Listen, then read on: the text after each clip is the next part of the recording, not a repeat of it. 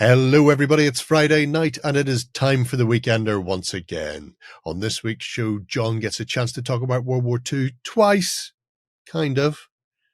On top of that, I get happy for Halflings and Brother Lloyd gets excited for Raganork. The end of all things is a great time. On top of that, we also have a voucher for £50 for the Wayland Games store. If you want to be in with a chance to win, pop a comment below this video here on YouTube. Now sit back and relax because your weekend starts here.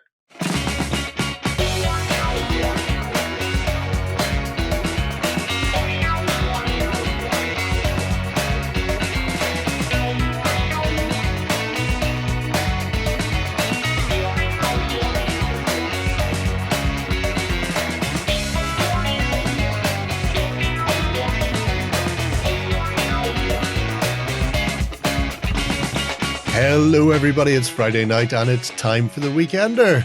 And I'm joined this week by Brother Lloyd. Hola! And John. Yeah. Hiya. Hiya. What's up, peeps? Long time no see. Yeah, we thought you were all dead. No, That's totally alive. Look, here I am. You're looking svelte. Oh, yes. Been on a diet. Show off. What colour? Green. Everything I eat is green. Everything that comes out of me is also green because I eat too much stuff that's green. Maybe I shouldn't go into that. you could some carrots for a while. You could paint a good bolt action army with all that green in there. Yeah, just dip it. Oh, I don't want to. Nobody wants to see that. You looking forward to the weekend then? Yeah, definitely am. Fun games, whimsy. I got some minis to go paint. John thinks I don't paint many, so I'm on a task to prove him wrong. In fact, I might prove him wrong on Sunday. You never know. I might. Well, I won't be there to see it, so. Oh. Shay will have to report back. Yeah. Oh, I'm going to impress Shay on Sunday. Nice. Yeah, nothing impresses Shay. Tune in for the Call to Game show, peeps, on the XLBS. Speaking of looking forward to things, is there anything you're looking forward to this week in particular, lurking in the running order? I'm particularly fascinated by seeing what Colin's been up to for Ragnarok. I was thinking that too. I really should just go and paint my other Ragnarok stuff. Oh, I'm kind of disproving my own trumpet here, aren't I? That I was blowing. Yes. Yeah. Never disprove your own blowing trumpet. Stick around, that Ragnarok stuff's looking sweet. It is. I'm particularly fond of it. Yeah. And his work. And the Konflikt stuff, that's looking sweet too. I'm sure I'll find something to moan about though.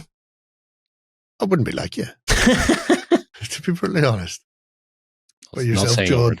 Not saying a word. Well, obviously, I'm in the show, so I know what I'm covering in the news, so I'm happy with what I've been handed this week. So. He's happy, he says. I'm assuming there's tracks involved and not the choo-choo, puff-puff kind of track. No, proper tracks for proper bands. Tracks. Well, as long as everybody's ready for me to derail them at every opportunity, I think we're ready to go. All right. In that case, let's kick into some news. Coming to you from the center of Northwestern Europe. Covering board games, war games, card games, and all that you love. It's the news. Okay, then, kicking things off with the news this week, we have a bunch of fun stuff coming out of Free League and Titanforge. So, last year, in fact, possibly the year before now, Titanforge joined Free League to do the adventure over at My Mini Factory, where they made STL miniature versions of a whole host of figures based on the artwork of Johan Eyerkrantz and David Brishalga. Now they're going to be coming to Kickstarter to do a range of box sets of physical miniatures. So some of them, for example, the heroes here, these are physical versions of the existing STLs. These are based on the pre-gen characters from the core set. So Aeon, Blood-Eye, Orla, Ducky, and Stabby McKneecap. Nobody really knows their names or cares. They already exist as STLs, but everything else in the campaign to date are going to be exciting and new. So is it just me though, or has there been a horde of ducks appearing in various places recently? It's been great. What is a horde of ducks called? What is a group of ducks? A flock, I imagine. Is it a flock of ducks? Yeah, well, the birds. Well, they've been flocking in from all angles. Have been. I've got some here. Exactly, that's what I'm talking about. Duck in hell, they're everywhere. They are. They'll need all the help they can get, mind you, because there's going to be a couple of other sets. The demon set, containing a mixture of various demon-flavored things, and then a dragon set where you go from egg to unusual long-limbed thing and worm-like dragon. The interesting thing about Dragonbane is the primordial forces of the world of Archon is dragons and demons sort of butting heads from either end. But dragons covers a multitude of sins, as you can see, from sort of great worms to sea serpents to massive adult dragons. I think I'd stay as the mid-dragon, the one without the wings. This one here? Yeah. Imagine how much easier it is to get into holes if you don't have wings impeding you. That's true. You know? Get into those little holes in the side of the skirting board like Jerry did. Yeah, exactly. If you're going to hoard gold, you want to get down to it easily. Imagine that, squeezing through. In fact, I think he's squeezing around a big gold exactly pile there. Yeah. Imagine if you like stashed a whole load of gold, and then like next week you went into puberty and sprouted your wings, and then you didn't realize that you weren't going to be able to get back in. How annoyed would you be? Is that the dragon's adolescence phase where they have to try and figure out how they fit into the cave? That's why teenage dragons are so annoyed. Yep. That's why kobolds spend so much time getting pushed around and being moved hordes from one place to another. It's the opposite of a hermit crab. They're not outgrowing their home; they're just leaving their horde behind. But yeah, interesting set of 4 boxes, including the massive Dagron itself, the big adult.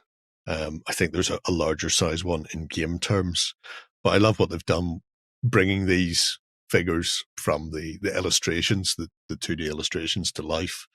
They will all get STLs in the future. So if people have already picked up the heroes and are just looking at these going, these are interesting, I'd be keen on getting them, but I don't do plastic. I'd much rather have something that is brittle and breaks all the time. Don't do plastic. Do yeah, I know. Some people are like that. They'd much rather have hard drives filled with stuff than actual miniatures. That will be an option in the future. Also, wait. So is this a limited run then? No. Okay. This will be, I imagine, to all intents and purposes, something that they're going to continue doing going forward. Because if we go to the heroes, Free League, Titanforge are the 2 companies involved. So Titanforge obviously doing the sculpting, Free League, it's their IP and designs. Questy Vault, I've had a look for this online. There's nothing out there that says this is the thing. So I'm assuming this is the range. And obviously Free League and Titanforge, Free League have a ton of different IPs, and Titanforge have been doing miniature design and sort of STLs for a long time now. So I think Quest Vault is going to be the range of these boxes, which are not dissimilar to the Epic Encounters from Steamforged. So you're going to get the miniatures, and in the box you also get a small campaign / one-off scenario based on the miniatures that are in the box, which is brand new. So it's not just a republished thing from any of the existing books that are out there. That's all the information there is for now. There's no pricing yet, is there? No, it's going to be coming to Kickstarter to begin with. Yeah. And they haven't given a date when it's going. But I would expect there to be more than just those. Because that dragon's looking juicy. In terms of plastic dragons, could that be the bestest? I don't know. Archon still do some really nice things. But Archon, you have to build those, whereas these look like they will be pre-built. Not one piece, but pre-built plastic figures. So we'll find out in the future. It'll all come out in the wash, as the man says. If we want to sate your curiosity, Lloyd, the other terms for a flock of ducks is raft, paddling, waddling, or team. My team of ducks. Duck Team 6. That's what we're all here for. Spectre, I hope you're listening to that. I mean, there's plenty of other. We've seen some ducks with combat shotguns with drum mags on them recently. So why not? Yeah. Why not go the whole hog and have your duck specialists coming in? Right. Moving away from the fantastical and into the historical, John. Mm-hmm.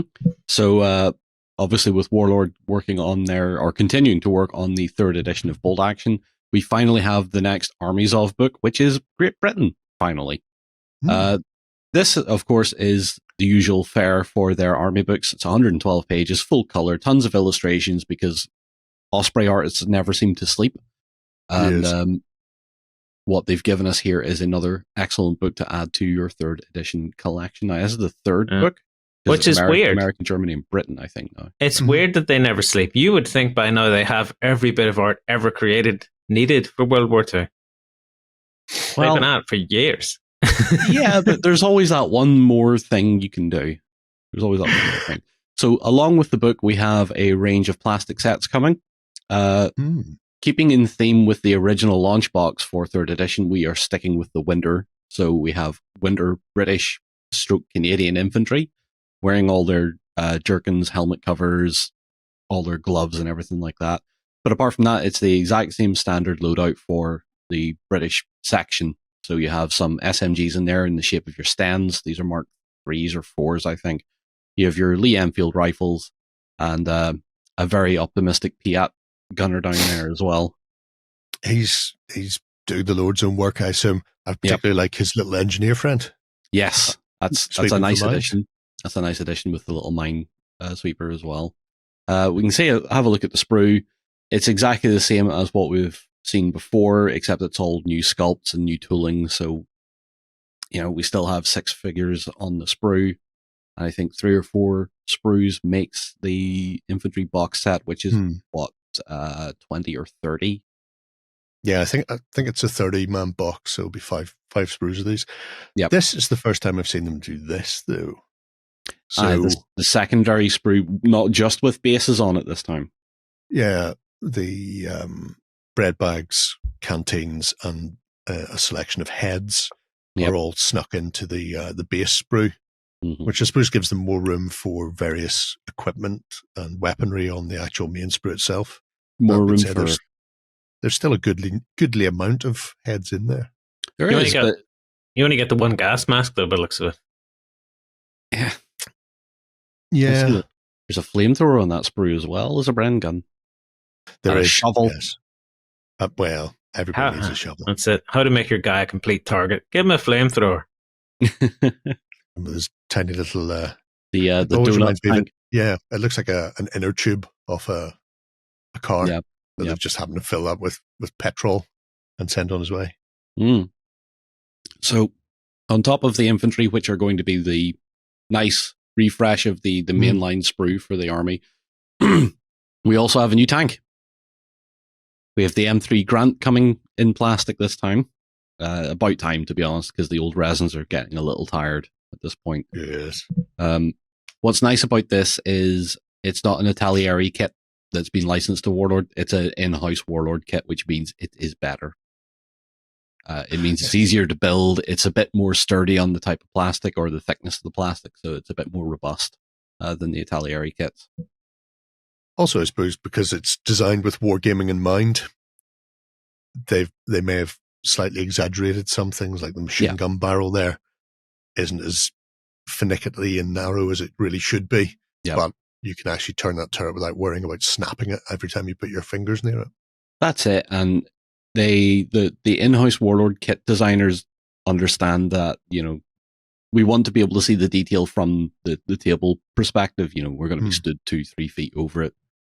So they do exaggerate a lot of stuff. Like the rivets the rivets on a Grant are pretty chunky anyway, but they're obviously making them a little bit more pronounced for weathering and painting and whatnot. Have you built any Rubicon kits recently, John? I've built 2 or 3. I built their Huey, and I've built a couple of others. Apart from needing specialist glue, which is a pain in the hole. It's ABS, it's ABS, not polystyrene. Yeah, correct. So you need ABS glue. I didn't realize that. I'm going to have to order some glue because I picked one up at UKGE. Yeah, one of their kits. what I find is that Rubicon are a nice middle ground between something like a scale model kit like Italiari and a wargaming kit like Warlord produced. They have their details a little better. The design is slightly more robust than a scale model, but maybe not as robust as a Warlord kit. So they're nice. The American half tracks, it was certainly much easier to put the Rubicon one together. Yep. There's a lot of that hull with the weird angles on it. It was more or less one piece. Just kind of trying to get the lay of the land on what's good for gamers these days when you're comparing things like Warlord's tanks to Rubicon, because Rubicon have been chucking them out. Loads and loads of stuff. But do they do internals to their tanks? Some of them. Yep. And also they are often as an after kit or an additional kit. So I know the Tiger 2 has a whole internal set that you can buy separate from the actual kit if you want to do it. You can actually set up so that your Tiger 2 is like an exploded diagram. Oh, explodey! Yeah, see all the internal parts and stuff if you want, which is nice. It's giving it's a bridge between scale modeling and wargaming, is what I'd say Rubicon is. Okay, so if you want to just get down and dirty fast, stick with the Warlord stuff. Yeah, 100%. It'd just be quicker to build. Plus, you'll not need any specific glue if you've already got your plastic glue. Is that what you're telling me? That's right. And around the same price point as well, I think. Yeah, pretty much. There's not a massive difference between them as far as pricing goes if you're picking them up. Still more stuff to talk about. Oh god, yes. Because with the release of a book, we also get a special miniature. And this one we have John Henry Count Brunt VC. It's a hell of a name, isn't it? It's a hell of a name, yeah. You and I, Jerry, were talking about this, and we were. We're not sold on Brunt, are we? Which one is his actual second name? Brunt, then? Brunt. Yeah. Probably Count Brunt. He might be hyphenated. Well, there's a pub named after him in the South England. Right. It's just called Henry Brunt, so I think it is just or John Brunt or whatever. Yeah. But yeah, he was the Sherwood Foresters in Italy. He was I want to say lieutenant whenever he started off there, and then possibly went up to captain, and a bit of a gung-ho ninja. I'm of the opinion he doesn't deserve the VC. John is of the opinion he is. And this just comes down to one little thing. If you go and have a look for him online, there's what he did was insane. And you can't really knock him for the bravery style of things.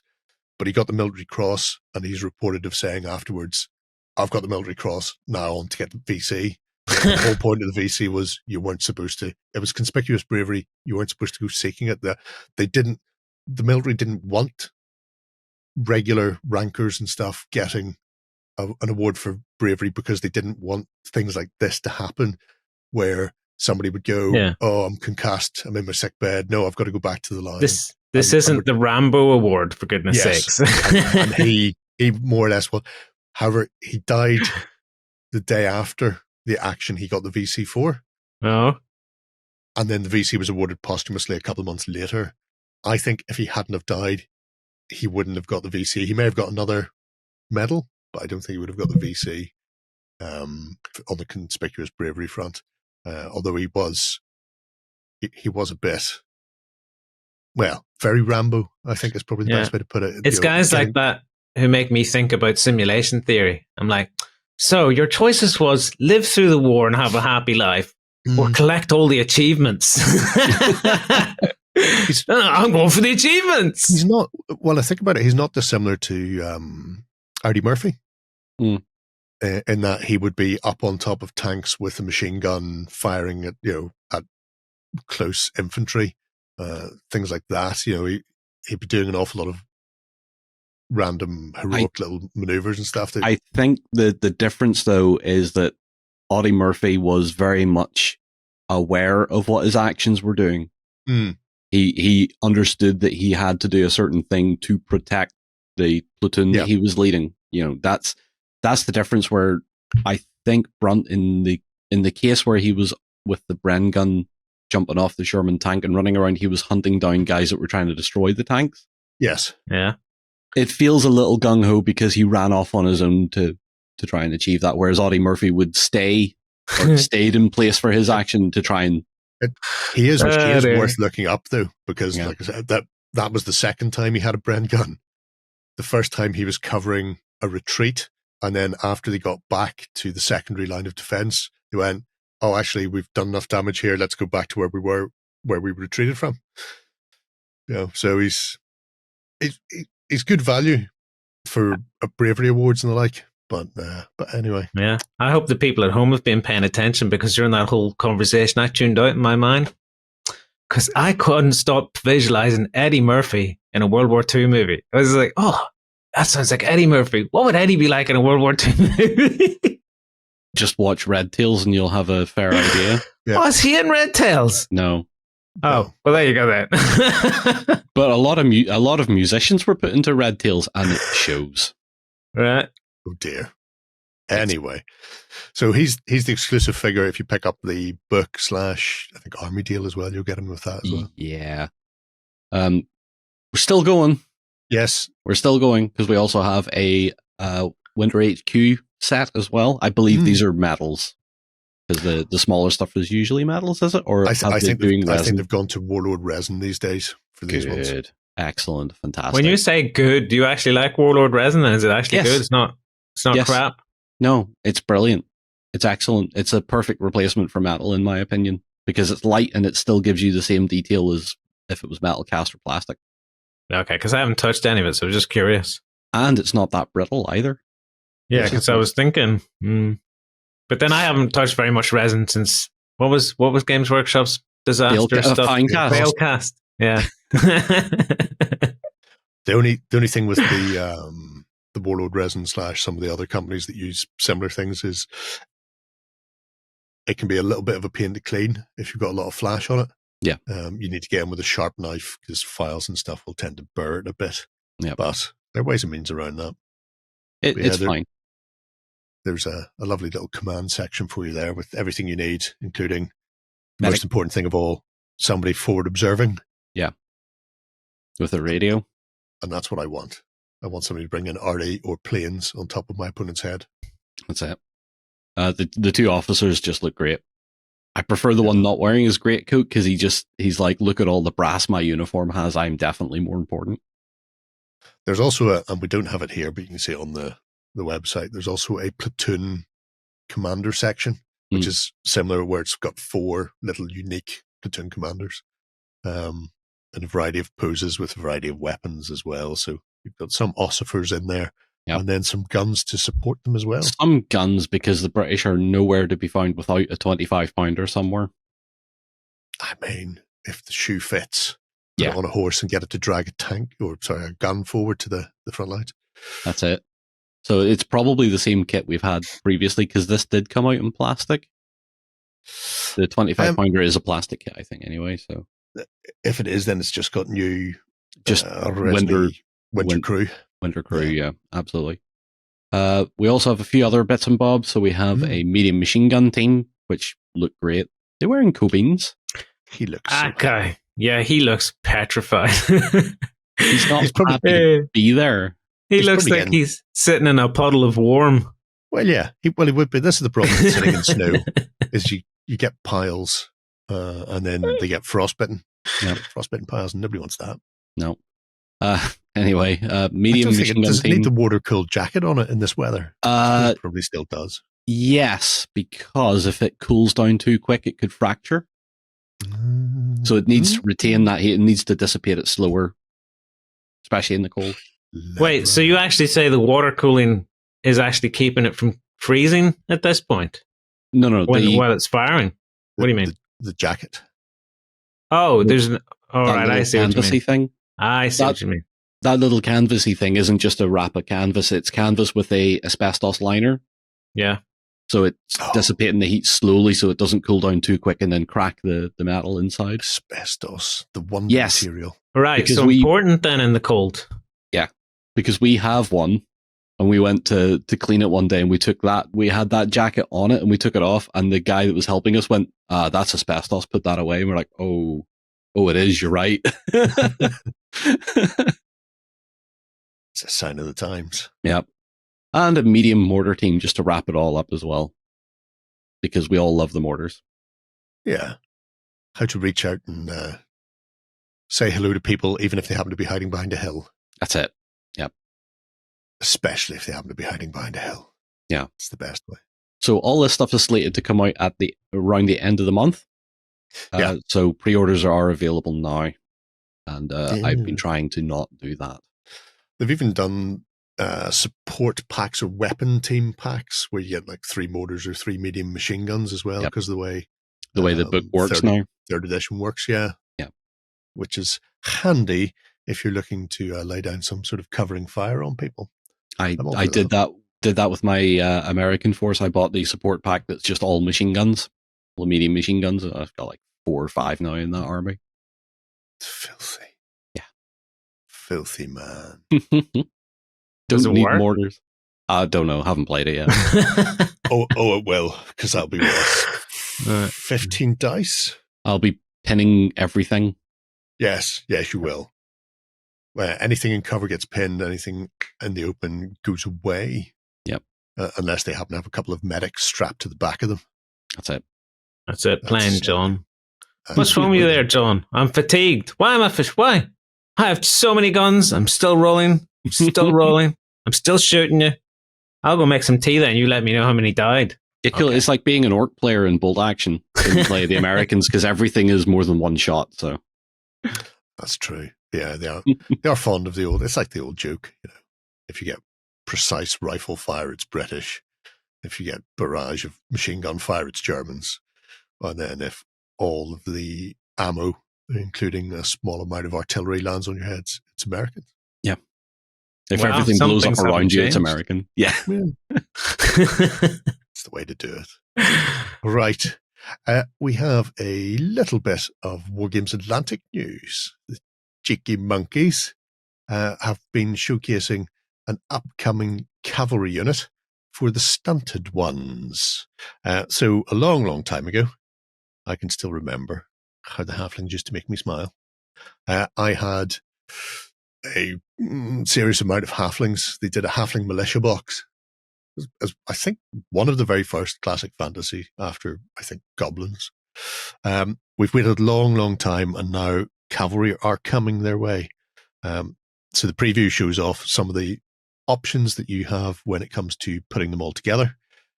The sprue itself shows it in a slightly better detail. So you'll be able to make 2 cavalry per sprue. I'm assuming 12 in a box, because that's kind of what they were aiming for. But who knows? They haven't said officially what the number will be yet. There are 16 halfling heads. So as you can see, there's 2 types of helmet. There are pairs of helmet types, is a better way of putting it. 8 of them across the sprue. So you've got Bergenets and Sallies and great helms, bear heads and kettles. So depending on what you want, you can have a unified look throughout the entire little force.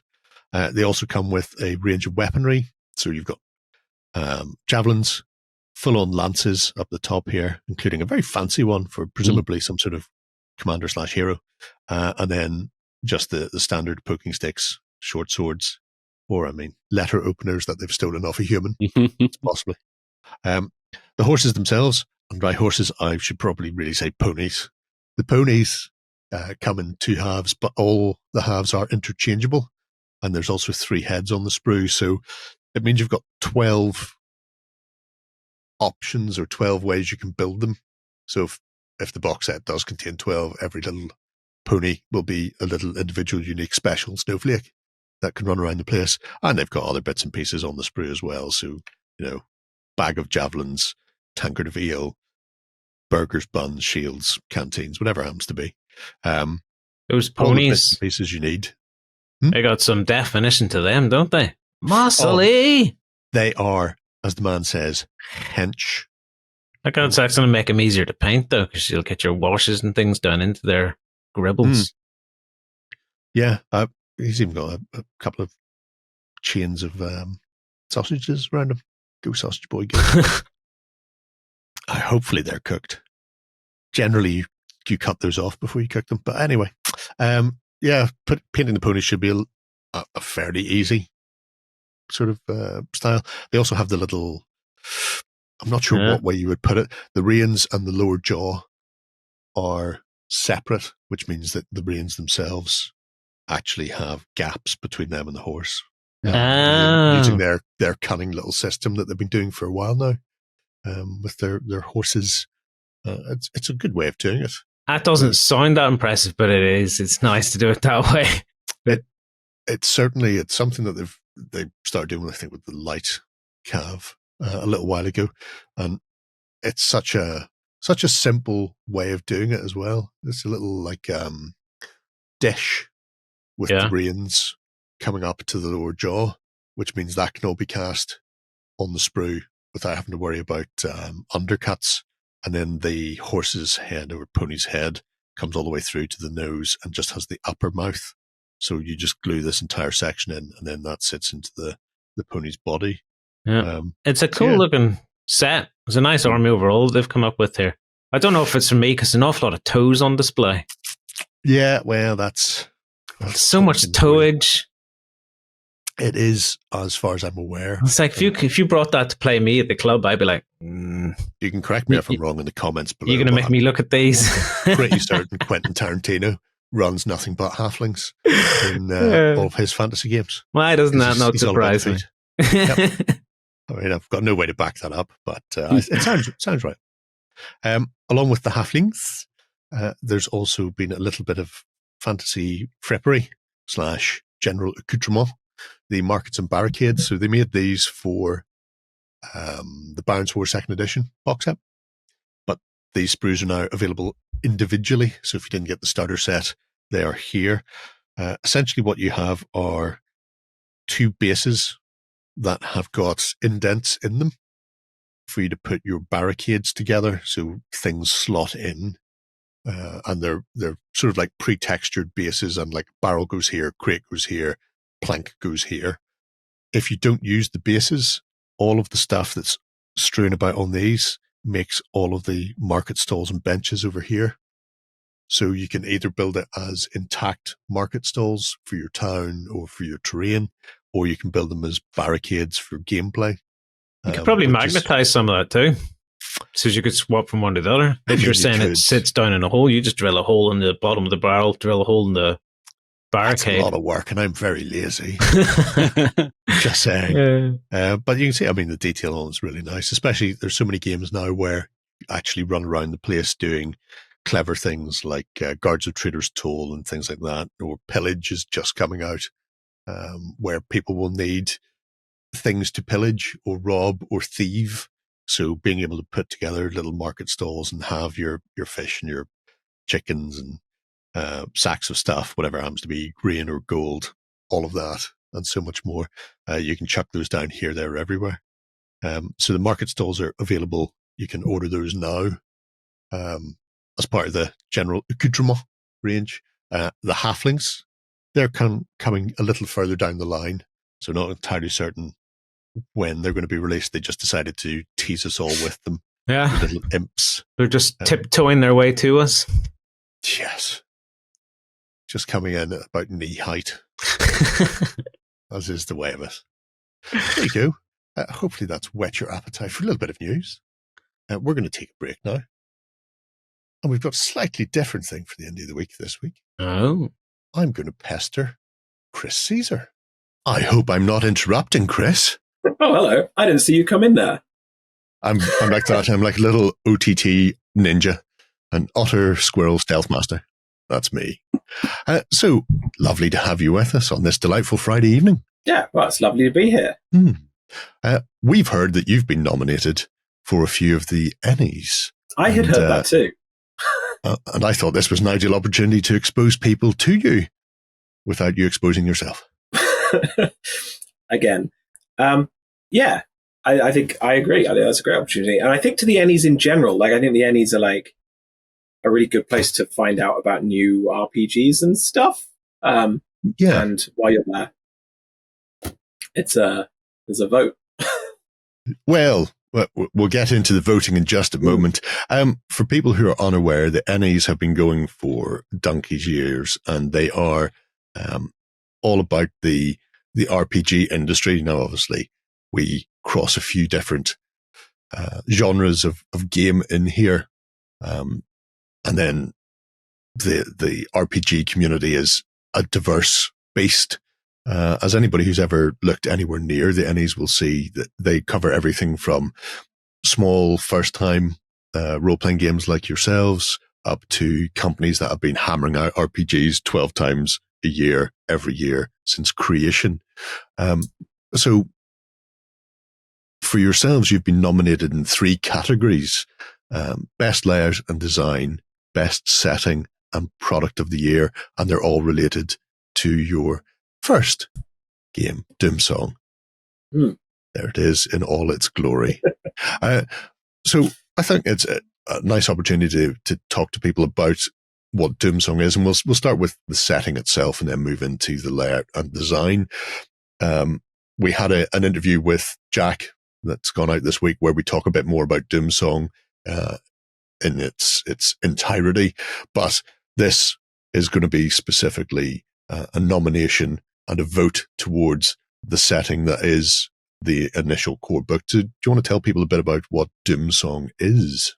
Yeah, so Doomsong is a grim fantasy setting. We call it a role-play macabre. The world is on the cusp of a biblical apocalypse. So a sort of 7 seals, 4 horsemen, angels blowing trumpets, that sort of thing. And it sort of deals with a struggle between folklore and doctrine.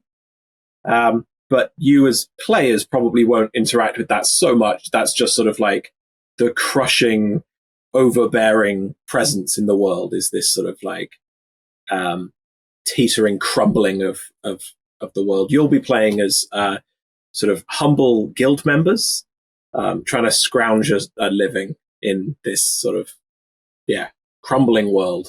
Yeah, I mean, first off, the characters themselves are a ragtag bunch of ne'er-do-wells, I suppose people might say, and that's quite fascinating because while they're all members of the Guild of Grave Diggers, they all have a sort of life path that they can explore at the start in character creation. Yeah, that's one of the fun ways in which you can kind of learn about the setting.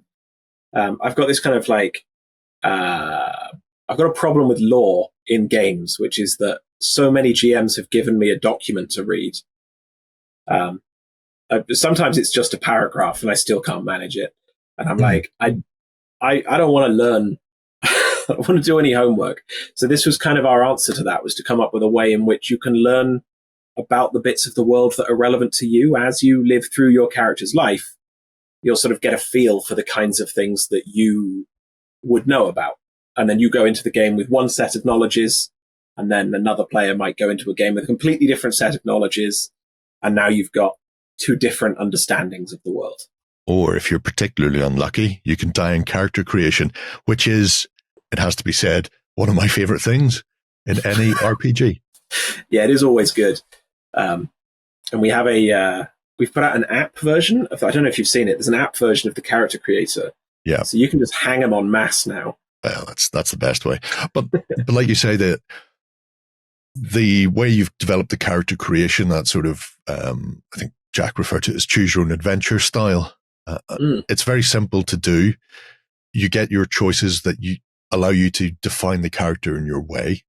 So if they're a soldier and it comes to the end of their little life path, and maybe they were a veteran or maybe they were retired because of injury, and you go, okay, well, I will go with the veteran because I want to be a heroic, daring do fighter who's down his luck, and you go that way. So you have a certain amount of animus in in what you choose, but at the same time, you're learning the layers of your character. So in an RPG, it's very important to have a character to play. You're not just a collection of stats and numbers at the end of the day. And as you go incrementally through that journey, and it can be relatively drawn out, depending on your choices, or it can go very quickly. Even the drawing out one doesn't take particularly long to roll. But all of a sudden, you have, by the end of it, a defined character who has a life's worth of experiences that have led them up to signing the guild charter with this group of people.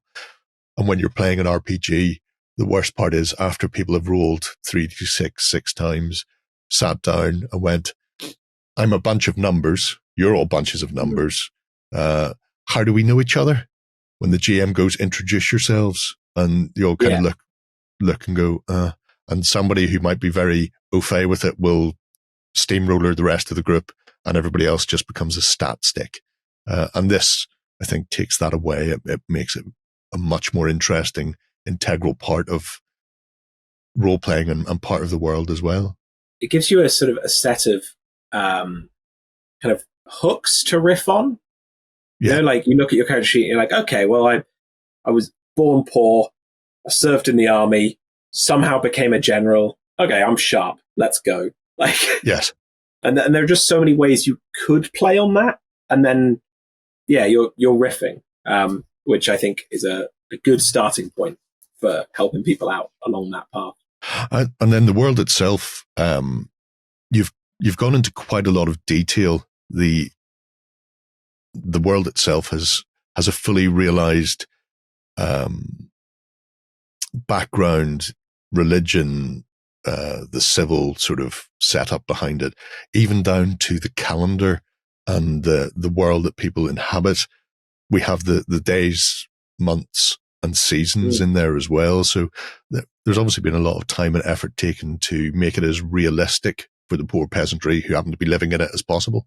Yeah, there's a balance between realism and being able to fit it all inside a human head. Like, I've lived an entire lifetime in this world, and I still can't remember the dates and holidays and religions of this world. So trying to condense that into something that feels natural, but is actually, again, just another way of reteaching you the same things that you just learned in character creation. Like, today is, National sort of meat trading day. All markets, every town square has a meat trader selling their meats. Like, and then I was a butcher as so now that's tying into my character. And also all of the months and weeks have a star sign that relates to the traitor gods. And then if you're a witch, like trying to get these things to all tie together in a way that you have a freedom of choice in how you interact and navigate the world, but you are going to be learning as you go, but not in a way that sort of is noticeable. And often it can be to your detriment to not pay attention to that sort of thing. I see you've just turned to summer, which has, I think, my favorite week, which is the Opiri feeding frenzy, which is... Nobody likes vampire cats. Yeah, for anyone Old vampire cats are the worst.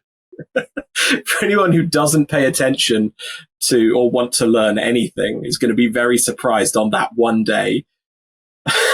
Like, I mean, why is no one else wandering the streets tonight? It's very quiet. You'd think at least one bar would be open.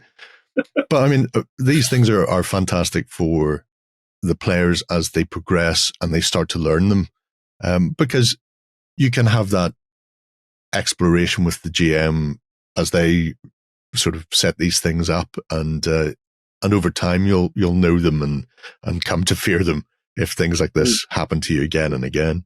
One of the other things that's people will be seeing as we browse through the book itself is the design that's gone into this.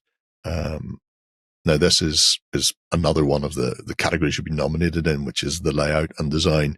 Obviously, you're a small team, but the amount of detail that's gone into this, every page is, I wouldn't say they're cluttered, festooned. Let's go with festooned. The character of the art, the style, the all of the layout that's come in, and even the symbolism that's being used throughout for various things like the traitor gods or like the phases of the moon. That's obviously a big thing, and it's one that has obviously got you the nomination here as well. How was this split up? Because people will know you from doing the illustrations on Justins and Dragons. So that's obviously one of the sort of the core things that you'd be behind. But you've also worked with Maurice Krebs as well for the artwork. Has that been things that he's done specific art, and then you've handled illustrations and text and layout, or how have you sort of worked with that? I think I would say that a good 98% of the art is Maurice Krebs. Sort of the illustration, 90% of the illustration is Maurice Krebs. Mm-hmm. And then graphical elements like what you're looking at now, that falls into my jurisdiction at that point. So I'm very much the sort of layout monkey. Mm-hmm. My job is to try and lay it out as fast as everyone else can produce it. And I'm a big sort of, I worked with a guy a long time ago who described doing graphic design as trying to create an invisible membrane between information and people. Mm-hmm. Right? Like, you want the information to like flow into the person without them realizing it's happened, right? And sort of they get an idea of the rules just by looking at it, because people don't actually read. Right? This is a very frustrating secret to writers. So like, you kind of need to get the gist of a rule book by just kind of like looking at it and going, I'll pick it up as we go. Right? So that's how it works. Yeah. So some graphic designer has to bear all of the burden of filling in the blanks. And trying to just make sure that when you do need to look something up because you didn't read the rule book in the first place, you know where to find it. And there are just lots of sort of little ways of doing that, like sort of having your page frames all look slightly different, like subconscious things that when you flick through a book, you kind of know where you are in the book as you flick through without it being not too artsy, but like the drive to make something. You're always looking for a balance between something that is beautiful and something that is functional. And I think if you can get both, if you can get it to be functional and beautiful, then you've nailed it, which is kind of my goal at all times. Yeah. It's a good way to go. And I mean, we can see here with some of these encounters that while the layout is the same, the aesthetic, the framing around them is all very distinct. And with Doomsong, so many of the illustrations, I think all of the illustrations are heavy black and white, almost woodcut style, engraving style illustrations. There is a limited use of color in the book then, and you can see it sort of creeping in here and there, especially in the sort of the backgrounds here where it hints towards, I'm assuming it hints towards the various god/aspects that creep into the game in various places. So that's another place where kind of that subliminal lore teaching and also the general like trying to get people to imbibe information without realizing they're doing it. Every time you see color in the book, it's because there's magic at play.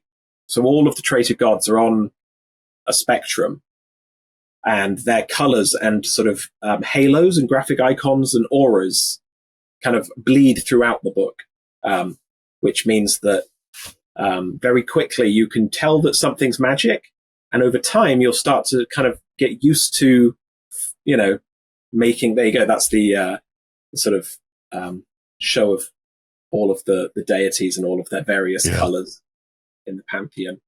So when a strange purplish teal creeps in, you may be drifting off into sleep or possibly oblivion.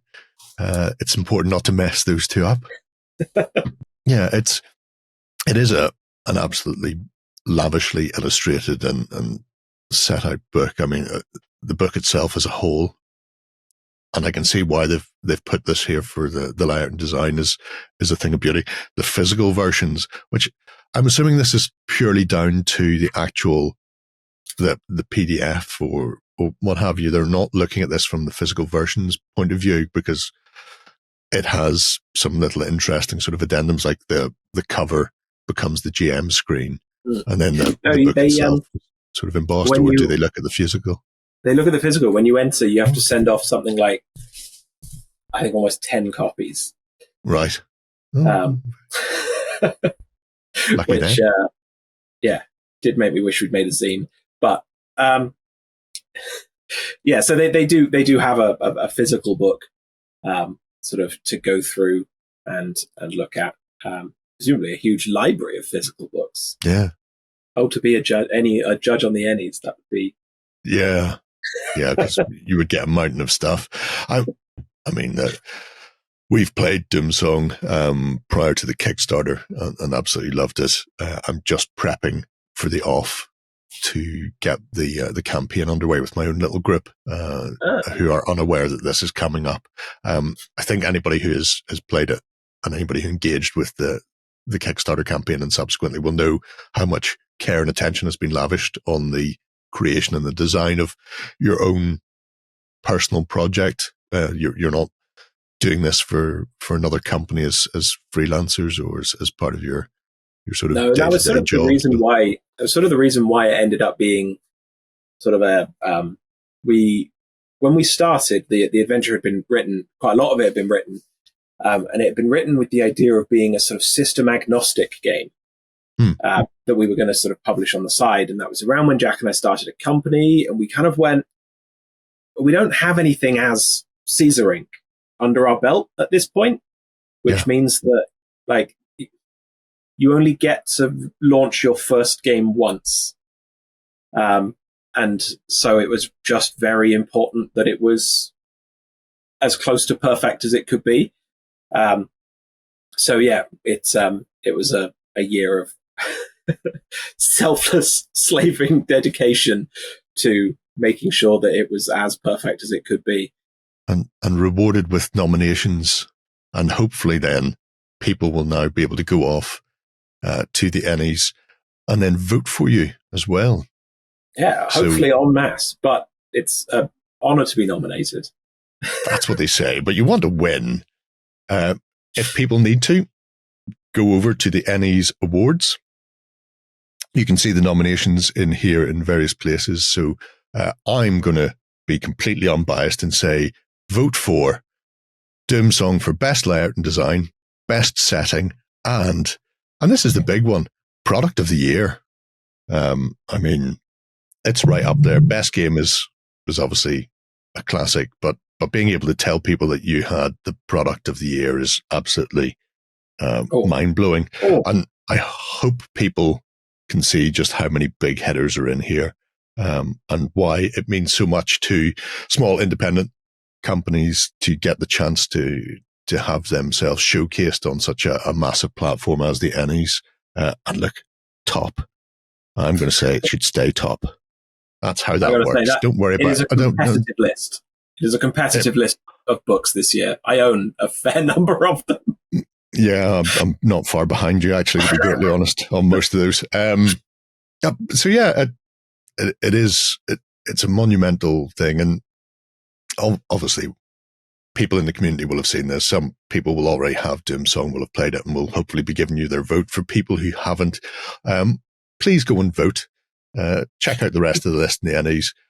Check out our Let's Plays. There's a couple of other Let's Plays from participants for Doomsong as well, so you don't have to listen to me whittling on if you don't want to, although you will get to see me take a swan dive off a tower if you do watch our Let's Play.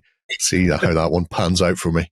But yeah, it's been an absolute pleasure talking with you, Chris, and hopefully the Ennies gives you a lot more focus in the broader community, even if you don't, and I really hope you do, but even if you don't win, then it's, like I said, it's great just to be showcased and nominated there. Yeah, absolutely. We're over the moon. It's been great talking to you too. It's been a while. Yes. Right. It is Friday night. I'm sure you're more important things to do than talk to me, so I'm going to slip away and go back to pestering the other people in the Weekender. All right. Back to the studio. All right, folks, there you go. Hopefully that's whet your appetite for getting over to the Ennies and voting left, right, and centre for Doomsong. And if you've not already had the chance to pick it up, it's definitely worth doing. Like I say, there's also a lovely interview with myself and Jack that went out Tuesday past, where you can find out all about Doomsong and their upcoming plans for Suffer Not the Witch to Live. But otherwise, if you fancy playing the RPG, everything is available there, and it is absolutely gorgeous, up to and including the Plaguescape map, which was all hand-stitched by the team in various states of goodness, depending on how good they are at stitching. Really is a little... that one is super cottage industry, as they got together and just started stitching maps of a night evening, whiling away the wee small hours. I've heard you say this a few times, but I don't think I've ever actually grasped by what you mean stitching maps. It's a cloth map, and to make sure that it doesn't fray, they got them all printed and then brought them in, and then had to sit down and fold them over and stitch away. Oh, okay. Clean them all up. So that's fine, because I had these visions of them sitting embroidering the map itself. Oh, and I was like, what? Full-on crocheted map. I'd be all for that. But yeah, if you're interested, I'll pop the link below. The Ennies should be live today for voting. If not live today, then definitely live tomorrow. So the link will be below. Go give them your support. There's so many big companies out there who get all of the votes. And since it is a public vote, it's nice to help out the little fellow. Right.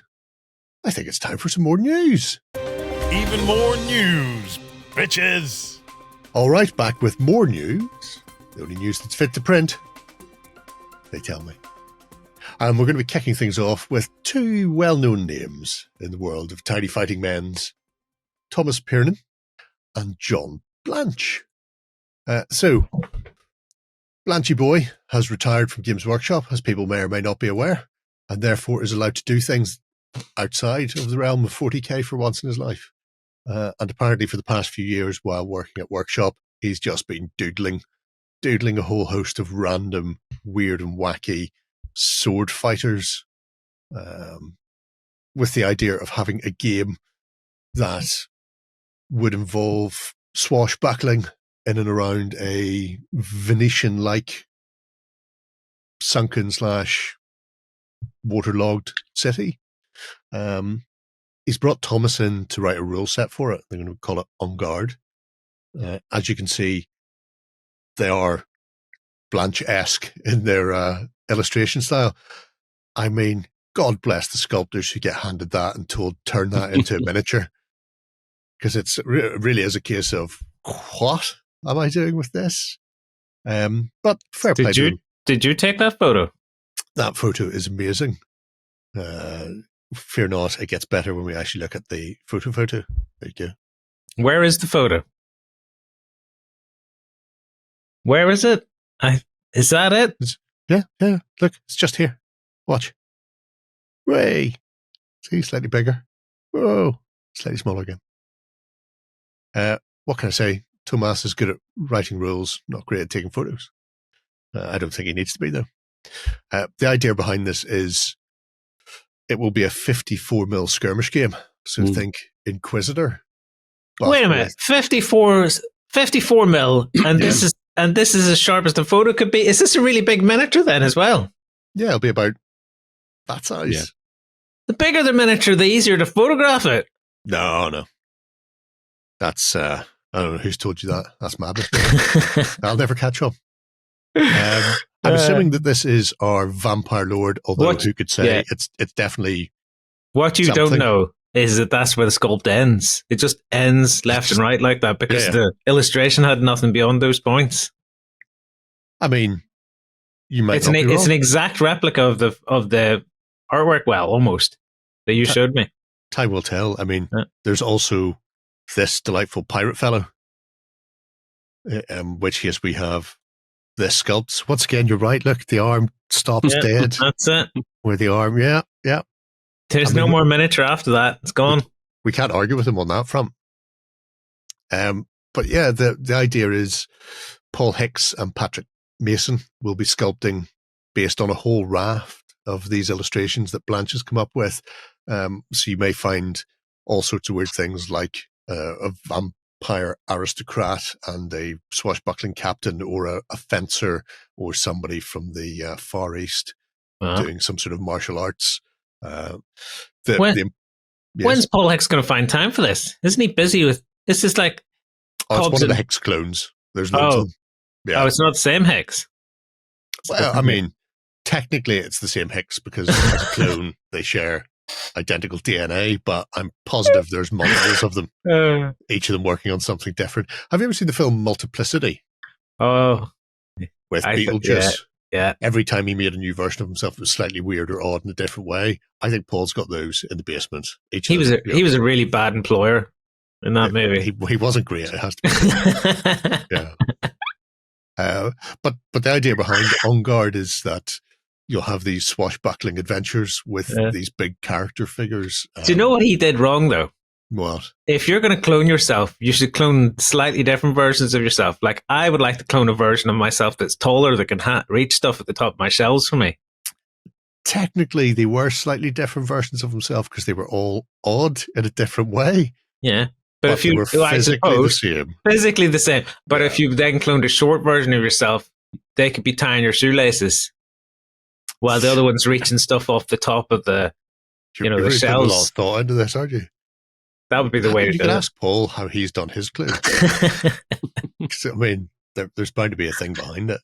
But yeah, there'll be more information coming about On Guard later on in the year beyond the two figures, Son's arms and legs that we've seen so far.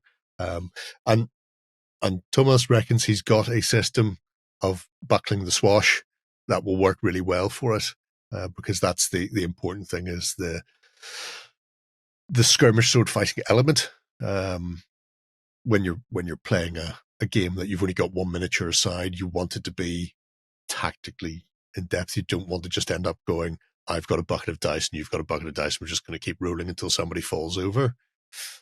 I'm not sure if that's going to be as complicated as a BattleTech like hit location, where you might be able to take out arms or hamstring people or, cock a snook to them or whatever it happens to be. But apparently John has been illustrating like a gudgeon for some time now. So fascinating to see what he actually has come up with in the interim for this strange, fantastical sword fighting game. That's it. You just charge in there and go, prepare to die. You killed my mother's sister. You're right. Yeah, sure. That could be. Could be a thing that happens. That was great in Ready Player One. Yeah. You killed my mother's sister. I've not seen. Oh, right. Oh, you haven't seen that, Terry? No. Oh, it's a stupid line in Ready Player One that's been just annoying me ever since he said it. Where he's like, "Oh, you killed my mother's sister." I'm like, you mean your aunt? What? I thought it was just some sort of you were just going full Spaceballs there. There was no hyperbole there. That was a line in a genuine movie. I was smushing. What's that movie where they all fight each other? Oh, Andre the Giant's in it.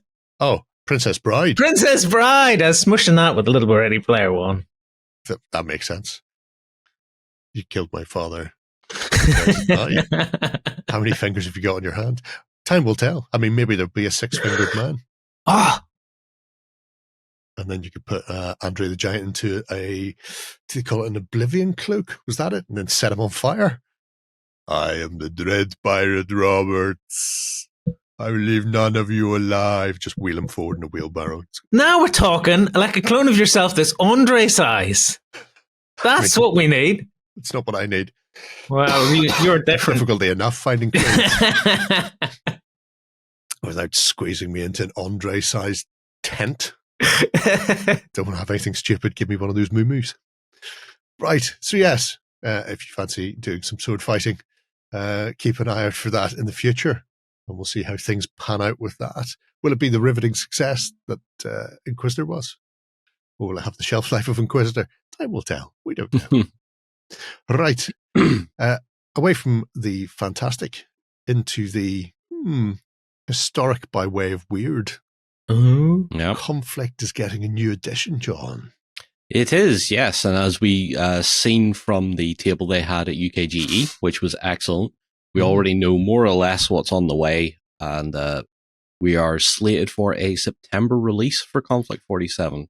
Yes. Which is really good. And the fact that Andy Chambers is involved in it, from the rules writing up to the miniature design, is a good touch. It's nice that Warlord actually have the full license to expand on this, because previously they were batting back and forth between Clockwork Goblin, who were doing the weird stuff. Who owns this? Does Warlord now own it? Yeah. Okay. It used to be between the two. Yeah. Warlord would basically be the rules side of it, and then Clockwork Goblin was all the miniatures. That sort of. But it also used to be 15 mil, didn't it? Clockwork did all the 15 mil stuff, and Warlord did the 28. Yeah, but what I'm saying is Konflikt for Warlord wasn't 15 mil. No, never for Warlord, no. Yeah. It was, so we have the new starter set on the way. Again, slated for September. We have... it's basically BattleTech in World War II. Love it. So we have 2 sets of infantry. We have, for the allies, we have the Firefly jump troops. Everybody seems to call their jump troops Fireflies at some point. Because they've got shiny bums. Be more creative, guys. Look how shiny his bum is. It is pretty shiny. You can see him as he floats off and then give him one up the backside. Should just be called dying flies. Harsh. Yeah, well, they're not flying, they're dying. Cool. Right. Harsh. See, this is why I come up with all the names for everything. Amazing. This is why you don't work for a Wargames company. So, friggin' throwing me off entirely. So the Firefly jump infantry alongside the Shut Up Lloyd, the M2A5 linebacker jump walker, because I wanted to talk about this because it is basically a Mad Cat Vulture Bushwhacker Hunchback hybrid from BattleTech. It's a bit of all of that. That's a hell of a combo there. It is a hell of a combo. Looks good better though. Images of this somewhere. Yes. We're getting to it. Shut up. There we go. Yeah, so that's what's going to be in the American starter set, not just the 2-player starter set. This is the American starter set, so it's going to have the Stuart in there with the big weird gun, 2 sets of Fireflies, and the Mech, which is going to be nice. On the German side, we have the revamped Speinpanzer Mech. They've called it something different. It used to just be Spinner. Yeah, it just means spider. But they've added an extra name to it. Oh, well. They've added an extra word to the name. So you get the Spinamac along with the new big German infantry, the Stahltruppen, which are all carrying either anti-tank guns, assault rifles, and machine guns. So all nice and heavy kitted out stuff there. Yeah. What else have we got down here? And unlike Dust, they look like they're actually wearing the uniform. They don't look like they've had their legs cut off to get inside. This is true. It's very true. Yeah, so some of the Dust stuff was a bit... I love this. Yeah, I love the Soviets in Dust, but they had literally put your little thing, and I was like, the only way to get in there is to remove your legs. But then someone will come along and go, that's why they're in there, because they have no legs. That makes sense. They're amputees who still want to fight. There's a Gundam series about that. Yeah. Tune in on Sunday, find out more about that. No. So yeah, we have the Stahltruppen, we have the new Spinamac, and we also got a little look at the German starter army, which has something a little bit heavier in it, which you do have to pick up. There's the Panzer IV Walker, which is nice. I thought initially it was the Thor that they used to have, the super heavy Panzer Mech, but it's actually a Panzer IV. And I was like, yeah, that's cool. I like that. Along with some grotesque little fellas and more Stahltruppen. Does that image get any bigger? Well, I mean, it does. If I do there we go. Look at that. Yeah. I like some the big do, some don't. It depends on how Warlord we're feeling. What are these things doing here then? They're kind of like reanimated zombie type dudes, or what the heck are these? They are. Let me see. Hang on. They're some sort of oddball. Whatchamacallits? Nachtelben. Sure. No, that's a word. Nachtelben. Yeah, Nachtelben. It's entirely possible that is what they are. I'm going to have to go and brush up on the backstory to Konflikt, because I never really read the backstory to find out why things had gone weird. Well, essentially, a rift opened. So everything that you see here, all this weird shit, is rift tech based, where they're getting it from another dimension. So they kind of reverse engineered some tech that came from far, far away. I will say the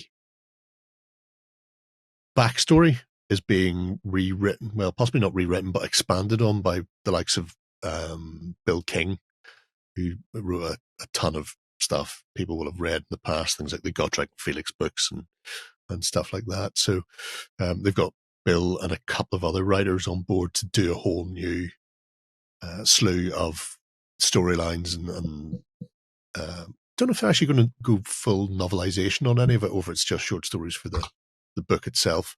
But the idea behind it is to push what the rift is and what the backstory is. So it's not just it's bold action, but with some weird stuff. It's to really lean into it is a world of its own filled with monsters and crazy machines and that sort of thing. Yeah. Do they have Antarctica bases for the Germans? I don't know. I've never I'm big flying bells. They might have flying bells. You can never be entirely certain. I know they have vampires. That freaks me out. That just kind of burst my bubble, because I literally went up to the guy at UKG and I was like, can I play all this without the vampires? He's like, yeah. Well, I mean, nobody can stop you.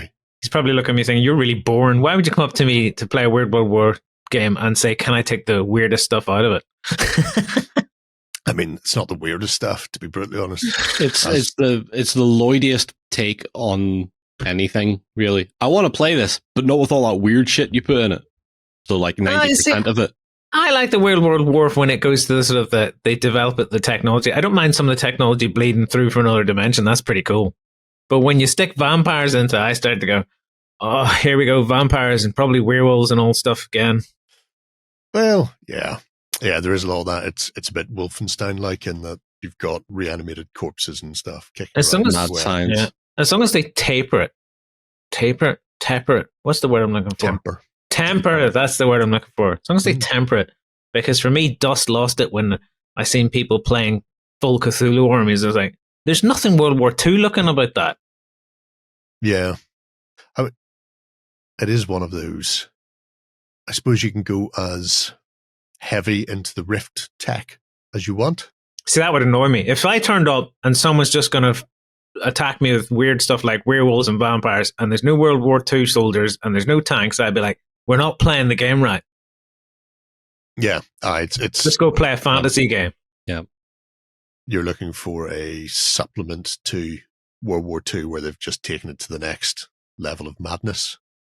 So I see lots of cool stuff there. I just want to make sure that you would kind of like, maybe 20% of your opponent's army to have some of the really weird specific stuff, but everything else around it is kind of just what still exists.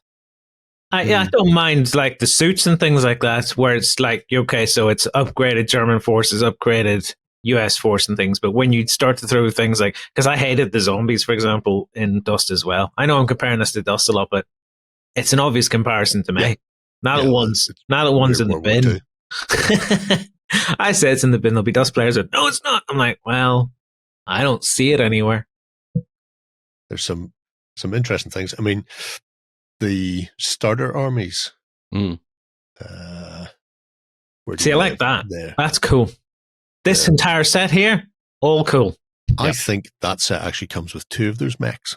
I have a feeling it does. It's on the pre-orders page, so we could. So you get 2 of those because you're rocking the massive Panzer IV. The Panzer IV, but the walkers don't have the same punch as that, I would imagine, so they've tried to balance that a little bit. This cool as well, because I can lean into the whole, whatever they are, sort of scientific experiments, things wheeled out onto the battlefield. Yeah, they don't look right, mate. Quasimodo didn't age well. Yeah, they're not exactly reanimated zombies. Well, they might be, but I hope they're not. But is the reanimating the things? It was when you get into vampires and reanimated zombies and werewolves and things. This is just the next stage of of human evolution. What you're looking at there is I mean, that's just your typical Aryan right there. With a smooth head, massive jaw that can swallow a goat whole. No brain like all of them. Yep. I wonder if that's meant to be vampire tech on the guns. Because they are, if they're Nacht Alburn, they're night something. Yeah, they'd be rocking some night vision, wouldn't they? Yeah. He looks like he's got his just drilled straight into his head, so God bless him. Yeah. Because that's definitely the vampire stuff on top of the Panzer IV. Yeah. The infrared light. Yeah. My only problem with that, though, is that starter set comes with no guys who look anyway sort of normal. Well, I mean, whereas the US guys look upgraded. Yeah, but they're in a power suit. They have no regular troop of such. I know they're probably looking at we use by your bolt action troops for that. Why would you do that? At the same time, though, these are all the new kits in one box. That's true. You know, so you can just take your existing bolt action force and go, now it's for Konflikt because I bought this box. Yeah, I'm just hoping to see more of what they've done with the US here in the German army, that it's not just entirely, we forgot regular troops altogether. I mean, there's not much regular about them with their magical flying jump packs. But they're regular dudes with a flying jump pack. Yeah, I think they're just regular dudes with armor. But it's more. No, it's not. It's more. I get what you're saying. Like, you want them to still kind of look like they're wearing the normal kit, but with just extra bits on it, rather than just an entirely different. Exactly, because the US guys would blend in more with regular US troops. They stick out like a sore thumb when you blend it in with regular German troops. So I'm looking for some sort of halfway house. And wouldn't want them to blend in. I'm quite content with them being unblended. No, that's fine, but I don't want that to be the only things that come along. I want there to be some sort of mid-ground between regular-looking German army and super fighting suit, something in between. Yeah, but it'll just be better guns, I imagine. You know, if you've got regular Germans kicking around, they're already rocking things like that's the way to do assault it. Just rifles and stuff. Take the regular German army box and then just have another sprue for different weapons. And from what I hear, the rules aren't going to be removing any of the older models. No, you can still use them all. Yeah, so the old range will still be viable, which means I have 30 armored German infantry with STGs and stuff that they're all armed with. So I could rock full armored infantry for everything. Yeah. And you can still use your regular bolt action troops as well. Yeah. I just if the universe is going to appeal to me, I just don't want people to run off and go, everything must be weird. I'm like, I don't want everything to be weird. Because that's people for you. At the same time, there'll be stuff that's still viable from the World War II range. Like a lot of your tanks and stuff and anti-tank guns and that will still be. Yeah, I just concerned that people run off and think it's weird World War II. I have to put everything out that's weird. And I'm looking at going, yeah, but you've lost the aesthetic of World War II by putting everything weird. I have a feeling, though, that particularly when you look at the American stuff, it wouldn't necessarily be viable to run just that stuff. Because that jump infantry will be weak, and the Mechs probably don't have punch for bigger armor and all that sort of stuff. Yeah, we'll just see how it plays. But I just want people not to be encouraged away from regular troops as well in favor of everything has to be super duper. That's never going to happen, though. No, never going to happen. But you'll get people who min-max it. Yeah. And, just don't play with those people. And they're square hills. Just leave them alone. Obviously, the most important thing about Konflikt 47 is that is a new set of plastic runes. So finally, Ben will have some different plastic runes. Right. It's not just the cottages anymore. It's not the cottage. Now they've got some sort of urban environment that's been smashed up. Yep. So he'll be very happy to see that. He'll be able to get like 20 or 30 sprues worth of those that he'll never put together. But at least they won't be covered in cobbles. That's it. So, that's it. Isn't that the most important thing of all? But yeah, looking forward to seeing where Konflikt goes. I'm looking forward to getting my hands on those Mechs. Yeah, the plan is for us to have a look at the game on its release anyway. So As long as everything works, touch wood, it all comes together, we should be rocking and rolling with Konflikt 47 all over this place. Mm-hmm. Have we seen any other faction stuff? Just Americans and Germans so far? Americans and Germans are going to be the initial armies for release, and the 2-player starter as well. So, are the other armies in the book, though?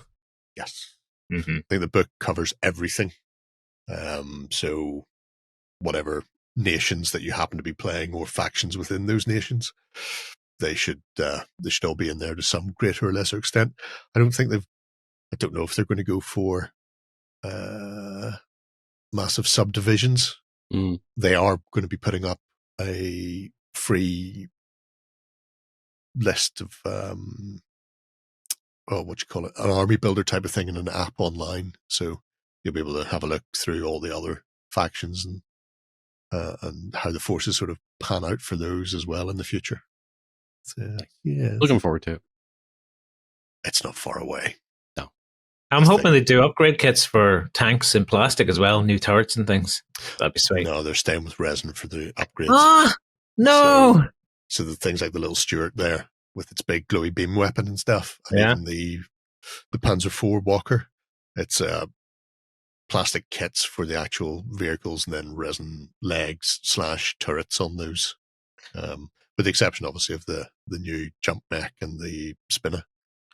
They are totally new plastic kits, so we'll probably see some over the course. It definitely seems like they're going to be doing a lot more with Konflikt this time round. Yeah. Whereas it was always sort of the red-headed stepchild previously. Oh, yeah, and it's going to be bolt action V3 based, is it? Yes. Because that was always one of the issues I had with it being out of step with the other rules. It was 1.5-ish. Ish. It came out just before 2, but wasn't based on 2. Which made it a real pain in the ass, because you're like, oh, if I just learn bolt action, I'll be able to play this. And you go, oh, I can't quite play this. Now I've got to muddle around with the rules and then be in the middle of a bolt action game and go, what are you doing? That's how it's played. No, that's how Konflikt's played. Yeah. Hopefully it's going to be a bit closer to that. One of the big things they did say was, because it is less historically accurate, because it's not historically accurate. So, heroes are going to be a big thing. So actual character types where they can have those sort of running around and doing which makes stuff. sense. It makes perfect sense to put that in, to have that more heroic element of this guy's going to go in and kick some ass. Just go full pulp with the whole thing. So yeah, time will tell where that goes. So, this guy's going to go in and collect all the achievements. All of them. Released on September 27th, but up for pre-order now. Yep. So, and there's a lot more than we showed there. There's individual armies, mega armies, individual units, a whole host of stuff here, there, and everywhere. Do you know what's really annoying about that? By the time September arrives, people are done having their vacations and things for holiday, for summer. And they probably have a paycheck that's just come in just before that too. Shocking. That's naughty of them, isn't it? Really bad. I might have to indulge. I might have to buy another army for John to give me grief about going, sure, you don't paint anything. You don't do any of it, so, Yeah. At least you're consistent. Can't argue with that. Right. Our final bit of news / not a sneaky Kickstarter is from Raganork Miniatures. Yes. And this one's an absolute doozy. Colin's been working away on these for a few months now for Brunanburh, the battle for Britain, as they say. That's it. They're fan Dabadozi. A Kickstarter that contains 6 war bands for your games of Saga, for example, or Pillage, depending on which way you want to go. This is all based around as he puts it, the battle for Britain. It was a Mercian and Wessex army that went north to defeat a conglomeration of Scots, Norse Gaels, Picts, and Strathclyde Welsh, the Celtic Alliance, in the 900s. So you can see here a 6-point Saga warband. This is the Wessex force, where you've got your spear terrible slinger levy, warriors at the back, and then a couple of units of Huskarl elites. I don't know what it is about Ethelred. the minis these guys come up with, but I just love the stances and the sculpts. There's something about the way they sculpt these things. It just really appeals to me. The thing I like about it is he's done a lot of work over the years for several companies, and he's consistent across the ranges. So if you pick these up and then pick up his stuff from Warlord, it all matches. If you pick up maybe his Vikings from Warlord, or what have you, they would add in the things like the Norse scales that we'll see later on. I'll also point out that the spear and sling levy, they're all they're generally open-handed. So cast spears or replace cast weapons, and then put in metal spears. But it means these slingers could also be armed with spears or javelins, which is handy. Because I would probably want to swap all these out to plastic spears anyway. Yeah. At least then they'll survive contact with the enemy for a bit. So 6 points of Wessex, a delightful 6 points of Mercia as well. So if you want to have Uhtred, if you've been watching Last Kingdom, this is exactly that crowd of people and the period of there he is, up close and personal with his friends. Hello, Uhtred and friends. Uhtred of Uhtred. Uhtred of Bevenber. I'm glad you said that. Babin, Bibbin Bob. Bibbidi Bob. A couple of units of standard warriors, some levy with bow being filth, and then again your elites, Huskarls and friends, front and center. So great sculpts for those, and they are, like I say, 2 6-point forces. If you do pick those up together, then you get a little freebie, which is a set of Anglo-Saxon Huskarls on horse. So when your line starts crumbling, then you can charge forward and hopefully stab people up, which is a nice little set of figs to chuck in as a freebie. Obviously, you can pick them up individually if you don't need both sets of Anglo-Saxon types. And then alongside those is the Celtic contingent. So here we have, coming screaming out of Dublin, the Norse Gaels. As you can see, no shoes, big axe. That's how you know they're from Dublin. Yes, things have not changed. At least they have decency not to have visible toes. Well, some of them do. He's got visible toes. Look at no, toes! Look at the... You can zoom in on that, Jerry, as well. Oh, God, yeah. But yeah, so the Celtic forces are all 4 points rather than 6-point warbands. Again, ton of Norse Gaels wielding Dane axes, as is their want in life. That's your standard warriors, but then there's also Huskarly type elites in there as well, alongside your warriors. And then Scots, where you just need to send people up north and get stabbed up repeatedly. So a nice set of Scot figures, and my favourite of all, the Strathclyde Welsh, who were more Scottish than Welsh as far as geographic area goes, although they did sort of straddle all the way up. So North Wales through Liverpool, then up into lowlands of Scotland. The Strathclyde had a massive, massive area of land there.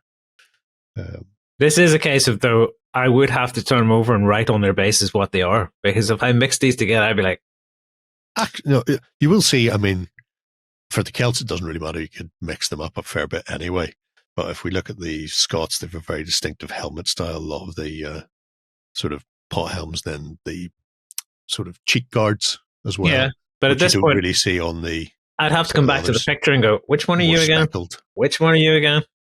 More Viking-esque / speckled helms and Dane axes, that sort of thing. But if you pick up the Celtic Alliance, pick up Bump, Bump, and Bump, those 3 warbands together, you'll get the 4th warband, which he hasn't sculpted yet, which is the Picts for free. I was going, oh man, that's terrible. I own all of these warbands already from other companies, but you know, why would I not? It's the style of them is nice. Yeah, they're nice, chunky. And I mean, see the speed he paints things at. the speed he got these two forces painted is ridiculous. And he mentioned, because somebody was asking for a painting guy, he went, I might try and do one in the future, just even on face page. But he actually doesn't mess around with a load of different triads and stuff. So he'll get his color that he's going to use, whatever it is, green or tan or red. And then he mixes in black ink to get the base, to get the shade color rather for his base. And then just whoa. He takes the regular color and puts black into the color. Into it. So that's how he gets his shading. Oh. So he doesn't highlight up hugely. Darkens but down. It means because he hammers these paint jobs out in no time at all, and it's a really, really nice look as well. If I could be arsed painting mine, I certainly would use that as an idea behind them. Well, to be fair, my Vikings are painted. Are they based? Yeah, we used them in that game of Saga that we're not going to show anybody.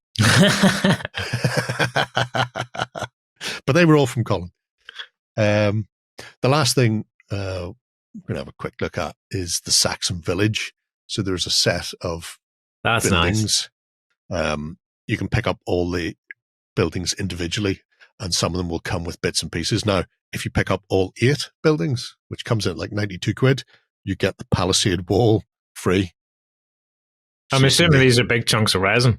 These are big chunks of resin. So there's little A-frame ones, so it comes with some scatter, a couple of little, what you call them? Waddling daub? No. If you cover it in cow shit and mud, yeah, it would be it's then. daubed. Yeah. But yeah, it's just woven willow sort of fences. It's the word. Jeez. It's not been a great day for you. Want to phone a friend there? Oh, I really 50-50? I'd take anything at all. But as you can see, the buildings themselves look superb. There's a nice mix of your standard sort of rectangular that looks like buildings. I found a towel that looks just like that roof. Yes. I have one sitting waiting to go onto something. It's a good way of doing thatch. And it's brown. Oh, you don't even have to paint yours. No, not really. Just how weather it. Yeah, it's like that. Shocking. So anyway, it has just gone live this morning, which is interesting. You're already in it, aren't you?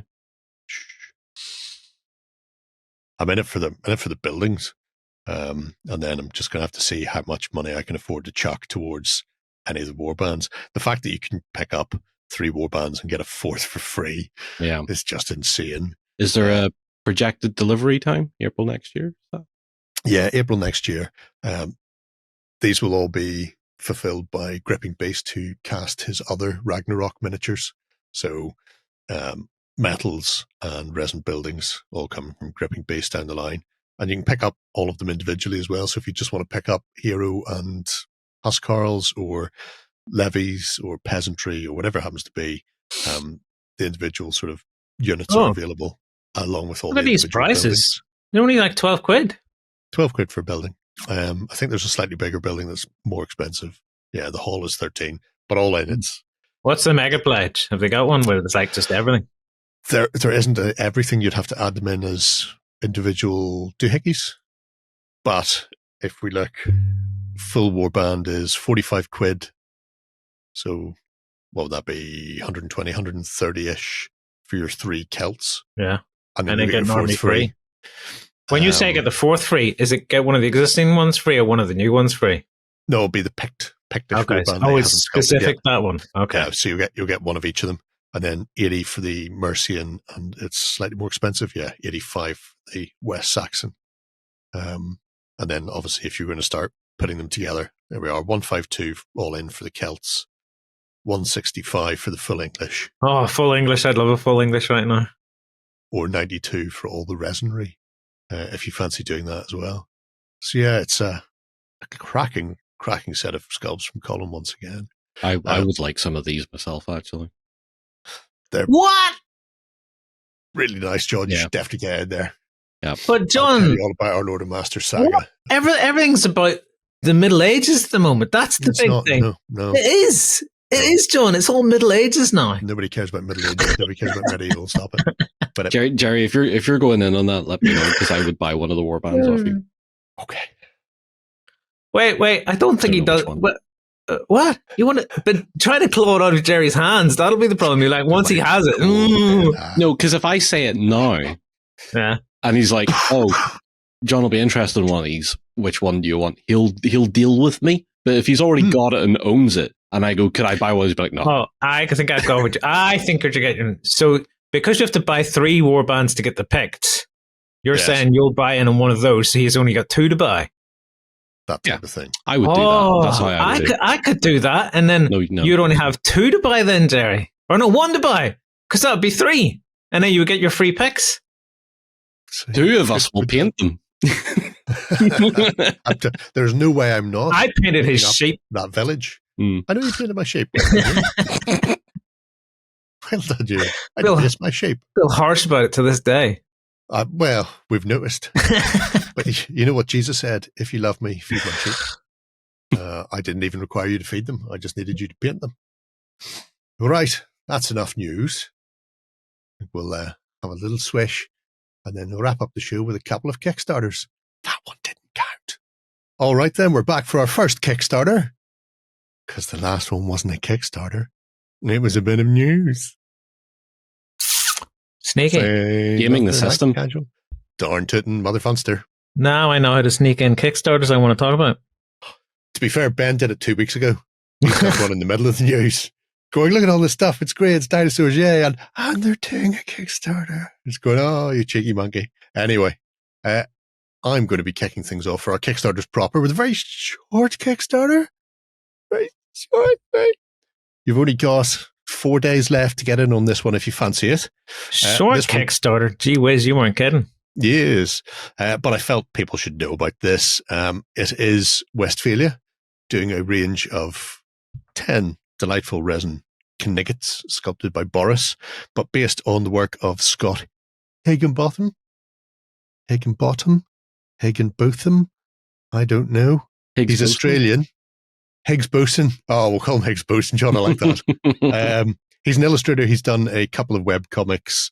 One is Solid State, which is like a futuristic anime manga thing, 2121.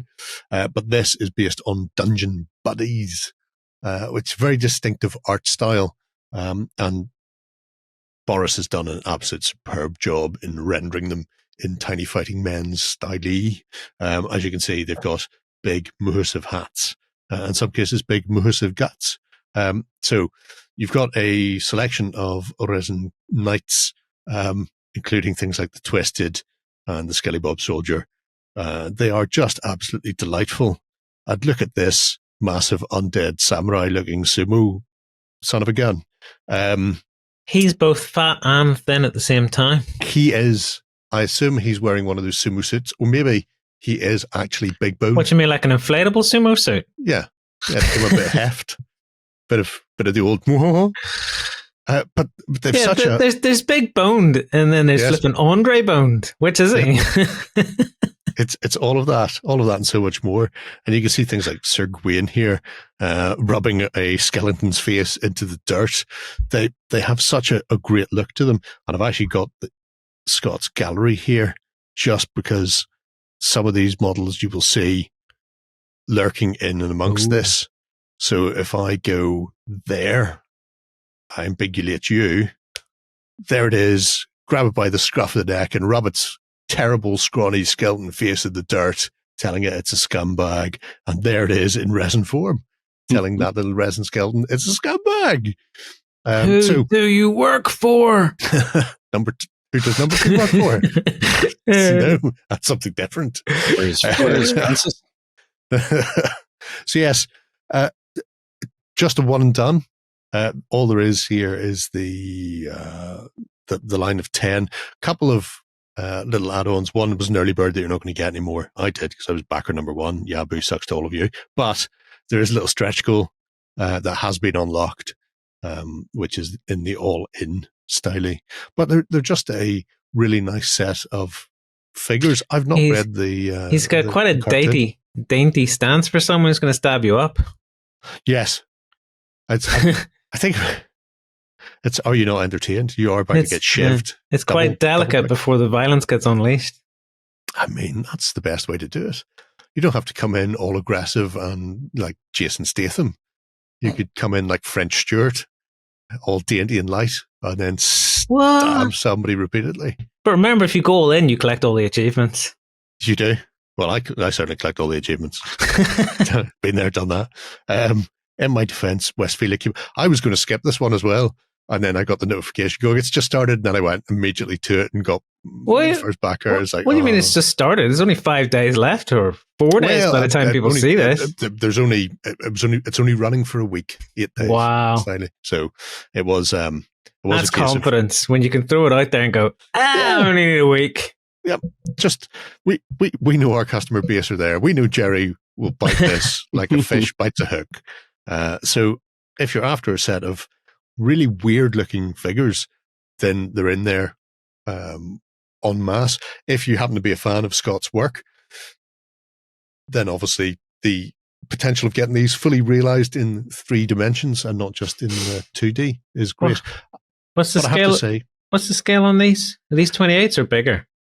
Technically they're 28, but when I imagine when you see these, they will be a little bit chunkier depending on the figure in question. So things like the knights will be a bit taller because they've big bucket knee heads on them.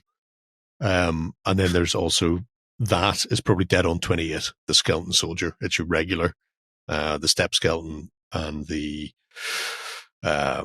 Pharaoh Slyfoot will be off it because that's a halfling size thing coming armed with stabby dagger and bashy frying pan. Fly swatter. One of those electric ones. It's one of the electric fly. You need them this time of year, to be fair. It's just got a couple of lemons with some copper rods stabbed into it, wired up to the end. So that's how you make do and mend with a fantasy setting.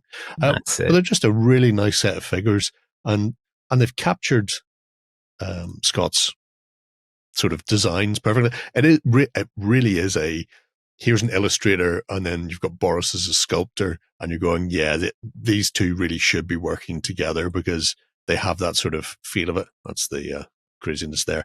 I mean, things like that, big duck-nosed build, I have no idea. Wizard, he's got a stick. Could be a stick. Who knows? Could be. Is it a stick, or did he just pull that out of someone? It could be a wand / stick, or he may just have pulled a really long nasal hair from a troll, in which case I could expect the massive fish just to come in and go. Fury coming. Either way, could go there. So it's a one and done Kickstarter. There's just the sort of all-in pledge limit or your $1 pledge, in which case you'll be able to probably pick up the individual figures as you choose, as you wish in the pledge manager. I think some of the other things from previous pledges are kicking around in there. So if you missed out on, you can get the individuals. If you missed out on things like the Dark Tides previously, where you've got Mr. Hammerhead and assorted others looking particularly weird and Borisy, then they're all in there as well. So you can fill your boots on this one. And all I then have to do is find a game to play with them. Possibly Mjörkberg. Possibly they'll sit in a box with all the other Westphalia figures I own going, are you not going to do something with me? And I'll go, no, I'm probably not. We all live the dream. You too can be stabbed by a spectral spear. It's great. It's all good. So yes, there you go. Just a little sousson, teeny little Kickstarter to get you started. If you fancy getting in on Westphalia's Lich Knights, then you've got a whole 4 days to do it. Or I'm sure there'll be a late pledge on that one as well. 4 days. There's going to be so many unlucky sods watching this on Tuesday going, harden them.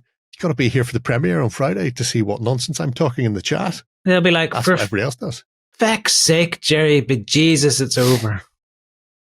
Jesus and Begora. I didn't realize I was Chief O'Hara from the 60s Batman.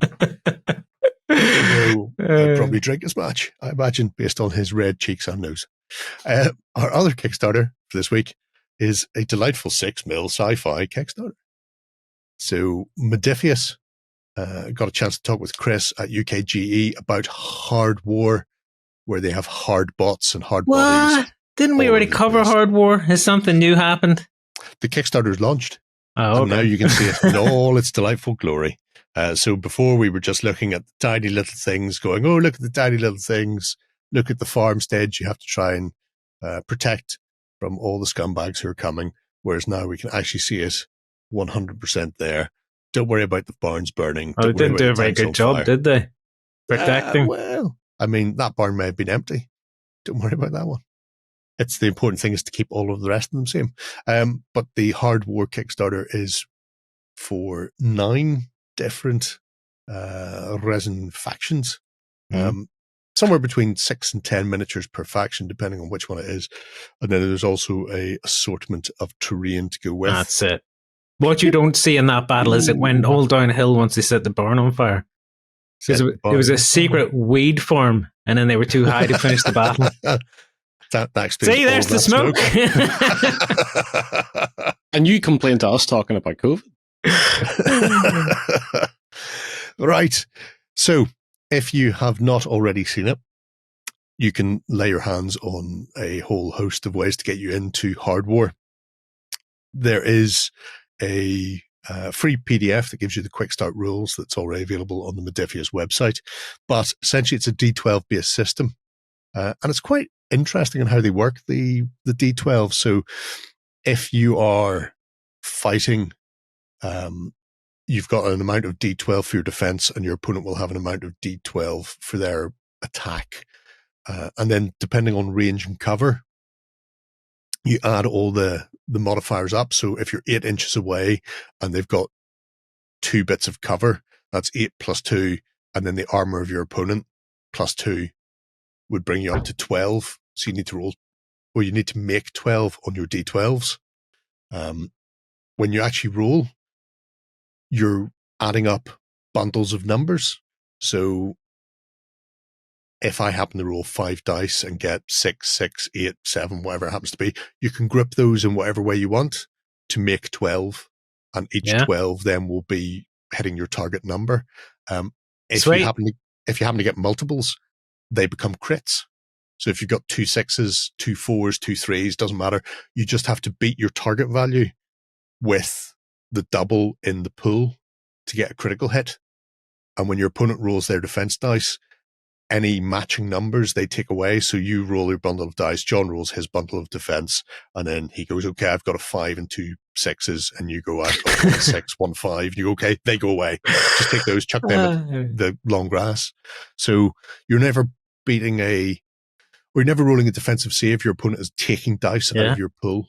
And then it's up to you to try and make as many hits as possible. And maybe you're better off grouping individuals out or grouping little pools out to make the target number rather than trying to get your double in for a critical hit, because you'll get more hits overall, or you might want to keep the critical hit in there to do something.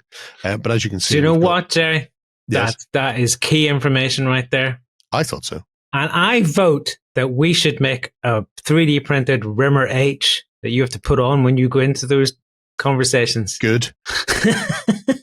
I have no problem with that. Just a little bit of sticky plaster. On it goes.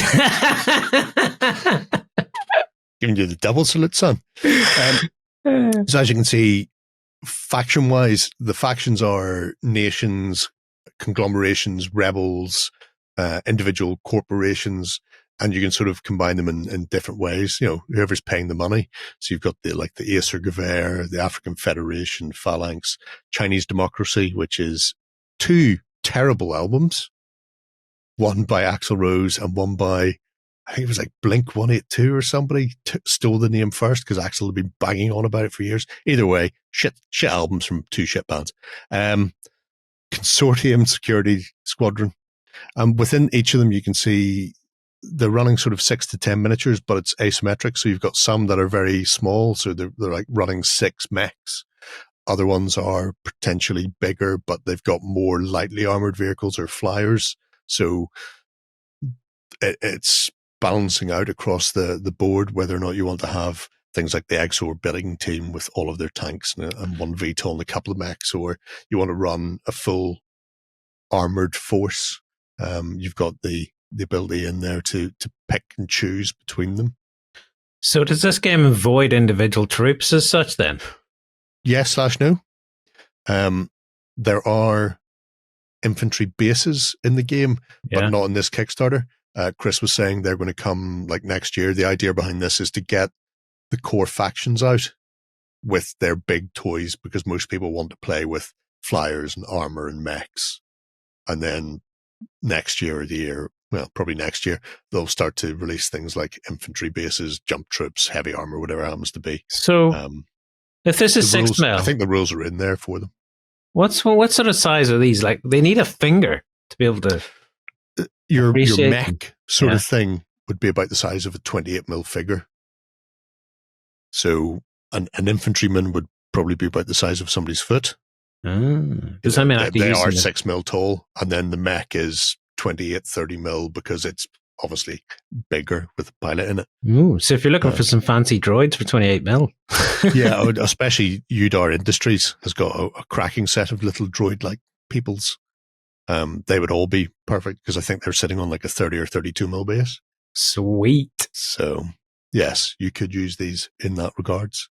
The Celestial Dropship is faction neutral, I think. So this is just something you can use across the board to drop on people and to drop people off, depending on how you're feeling. I would like to just slap right back down onto somebody's head. There you can see the resin stuff. As far as ways to get into it goes, there's a whole host. Ooh. You can pick up the physical stuff in various ways. So you can get the PDF/rulebook printed. You can get the resin miniatures that we've just seen, along with things like the terrain sets. So you can have your farmhouse or the defense system, that sort of idea, rather than being we need to have a full metropolitan area, which you can do, but is expensive. Most people have a green mat out there for playing, games like Saga, for example.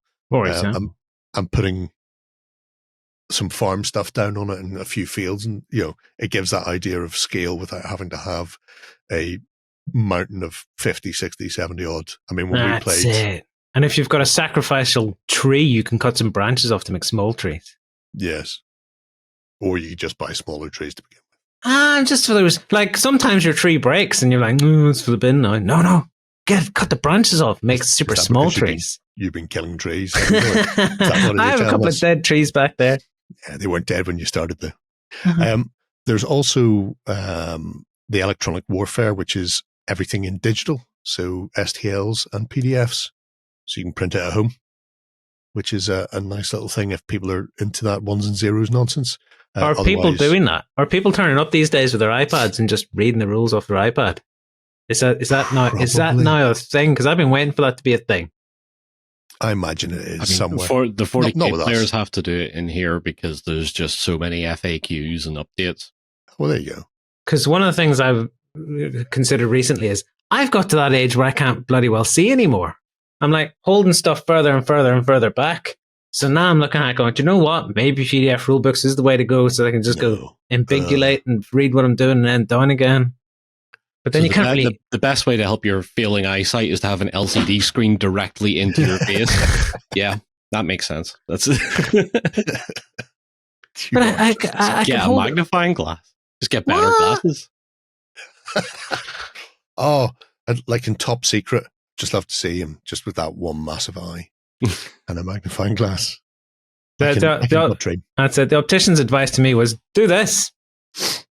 Take your glasses off and you'll see better. I was like, what? I've always had my glasses on to see better. Well, things change. They do. If you want to, you can go the whole hog and get varifocals where they'll charge you extra not to have a proper lens at the bottom. Yep. But yeah, like I say, you can pick these up physically or you can pick them up digitally, and you can go in for any combination from give me the lot to I just want a couple of factions, or I'll just want a single faction in the rulebook and I'll tear on. Whatever way you want to sort of break it down. It seems like it's going to be a very simple system to get into. And gameplay wise, if I bring up the rulebook, this is just a little quick start that they have. We can see at the end the actual unit cards. So there you go. So all you're ever working off is a set of 4 stats plus the damage that gets ticked off, and it is just a case of how many hits have you done. So there you go, defensive 4 with whatever range and cover. So you're going to need to do at least 4 before you have the possibility of taking damage off this thing.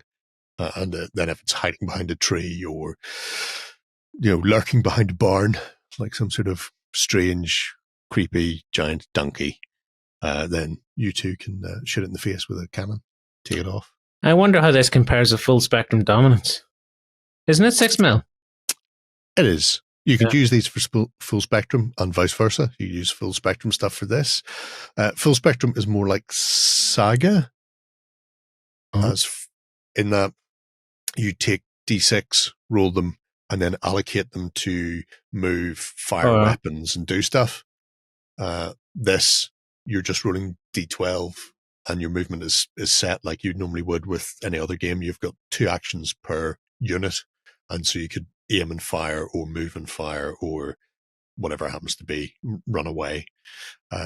So this is it's probably closer to like 40k style of play, except it's alternating activations. So somebody activates, does 2 things, then your opponent activates and does 2 things with whatever their unit is, and it's very linear. Whereas full spectrum dominance, you roll your d6 and then you allocate them out to each unit depending on what they're going to be doing. So it's a little more complicated system, but regardless, miniature-wise and building-wise, you can interchange these quite happily because they're sort of 6 mil across the board there. So nice. I quite like the look. Yeah, I like the look of it. It'll be interesting to see how it gets picked up. Obviously, it's been around for a little while now. This is Modifius have bought the IP essentially and the rule system behind this. So this is just hopefully showcasing it for a wider audience, and then for people who don't do ones and zeros for the 3D printing sort of thing, being able to pick up the actual physical resin stuff should be quite interesting indeed. In fact, I think we may be sent some to have a look at, so I'll be curious to see how they look in the actual physical flesh when they arrive. Stick them beside some men to see what they look like size-wise. I will do this thing when I see them. Yeah. It's already funded in spades, so if you fancy it, you've got 20 days, slightly more than the 4 days of the last one. You two can get your hard bots on the tabletop. That works though, because people can spend their cash on the 4-day one, and then by the time that rolls over, the paycheck's in, they can spend their cash again. That's true. We should just name this show the Spend Your Cash Show. I think everybody knows it's that anyway. Yeah, if they haven't worked that one out by now, then they're doing quite badly. There you go, folks. That's our Kickstarters done. 2 plus bonus. And that's us for another week. If you fancy joining us next Friday, we'll be here for more of the same. But if that's too far away and you can't bear the thought of not being with us, we're here on Sunday morning, where we'll be talking about our hobby and yours. Bring it in. How good is that? Bring it in. You want extra love. If you're not already a cultist, you can join us for a 30-day trial and come over to OnTableTop.com and have a nosy around, see what we're up to, and give everybody the butt dings they deserve. Otherwise, we'll see you again next Friday. Until then, have a great week of gaming. Bye-bye. Go ahead and check out our other content on screen now. And while you're at it, why not hit subscribe and remember to ding our dong. Go on, you know you want to click it. Go on.